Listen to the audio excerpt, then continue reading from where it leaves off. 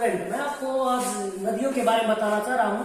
करता हूँ ध्यान से सुना। जो नदियां हैं सारी उसमें दर्रे आएंगे ना, सारा कुछ मैं बताऊंगा। जो ये दर्रे हैं कहाँ है, भारत का अक्षय क्षेत्रफल कितना है, पहले तो आपको पता होना चाहिए भारत का अक्षय क्षेत्रफल कितना है। भारत का क्षेत्रफल है 32,87,263 वर्ग किलोमीटर। ये भारत का क्षेत्रफल है, ठीक है।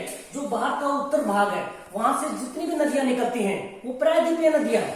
कुछ नदियां थी दक्षिण भारत की नदियां थी, ठीक है, सर्वव्यापी नदियां हैं। जो उत्तर भारत से जितनी भी नदियां निकलती है ना वो सारी सर्वव्यापी नदियां हैं। जो नीचे से निकलती हैं वो प्रायद्वीपीय नदियां हैं। जो यहाँ से पहले क्या बताया था, यहाँ हमारे यहाँ हिमालय और जितनी भी नदियां निकलती है ना वो सारी हिमालय से ही निकलती है। यहाँ पर हिमालय की शाखा ये लेह लद्दाख है, लेह है, उसके पास जोस्कर, पीर पंजाल, धौलाधार, ये सारी श्रेणियां हैं।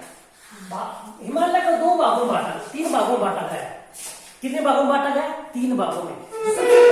तो बोला जाता है बहित हिमालय, एक मध्य हिमालय होता है, एक शिवालिक हिमालय। भारत में पूरा का पूरा शिवालिक हिमालय है। जो यहाँ से हमारे जो नदियां निकलती हैं ये हमारे यहाँ से उत्तरकाशी जिला है उत्तराखंड का, उत्तराखंड के उत्तरकाशी जिले से यहाँ से 2 नदियां निकलती हैं, ठीक है। 2 धाराओं के रूप में किसका उद्गम, पहले मैं किसके बारे में बता रहा हूँ, पहले नदी के बारे में बता रहा हूँ, गंगा के बारे में। गंगा नदी का उद्गम स्थान कहाँ है और कहाँ से शुरू होती है?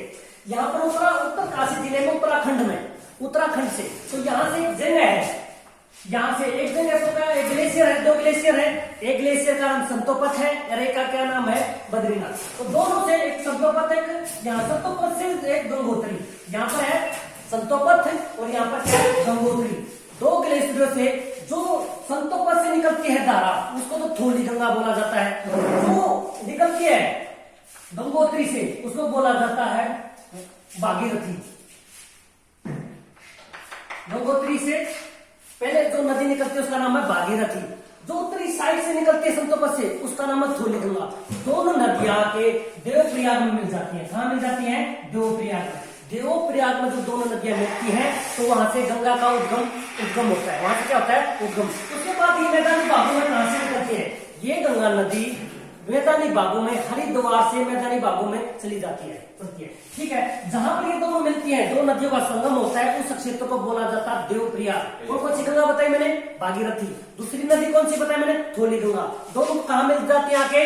दोनों देवप्रयाग में आके मिल जाती है। तो वहां से किसका स्थान, कहां से कौन सी गंगा, कौन सी बनी? गंगा। और गंगा बहते हुए ऋषिकेश से होते हुए कहां चली जाती है? हरिद्वार। और हरिद्वार से होते हुए कहां चली जाती है? उत्तर प्रदेश से होते हुए कहां? बिहार चली जाती है। और बिहार से जाते जाते कहां चली जाती है? बांग्लादेश। और बांग्लादेश में कहां क्या करती है? अरब सागर में आके, बंगाल की खाड़ी में आके गिर जाती है। कहां गिर जाती है? बंगाल की खाड़ी में आके गिर जाती है, ठीक है। तो यहाँ से इसका ये स्थान है, ठीक है। उसके बाद में हमारे जो ये नदियां हैं जो कहां गिरती है? अरब सागर में गिरती है। अरब सागर में कौन सी नदियां गिरती हैं? वो 5 नदियां हैं। कौन सी?